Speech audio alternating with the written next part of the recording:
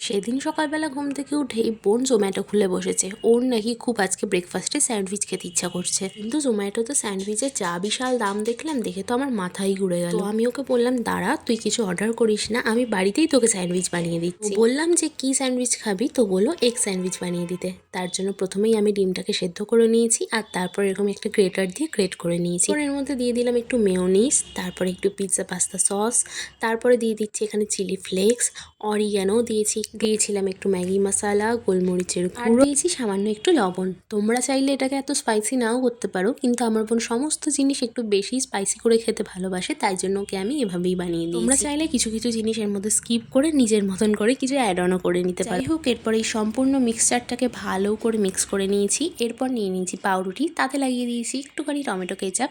ওটাকে ভালো করে স্প্রেড করে দেওয়ার পরে দিলাম এই মিক্সচারটা, তারপরে ভালো করে পাউরুটির চারিদিকে স্প্রেড করে দেওয়ার করে নিতে হবে। আমার কাছে স্যান্ডউইচ মেকার নেই বলে আমি এটা চাটুতেই করছি। তোমাদের কাছে স্যান্ডউইচ মেকার থাকলে তো তোমরা তাতেই করবে, আর চাটুতে করার হলে কিভাবে সেটাও দেখে নাও। প্রথমে চাটুর মধ্যে দিয়ে দিয়েছি একটুখানি বাটার, তারপরে স্যান্ডউইচটাকে দিয়ে ভালো করে এপিট ওপিট শেখে কেটে নিলেই তৈরি হয়ে যাবে আমাদের এগ স্যান্ডউইচ।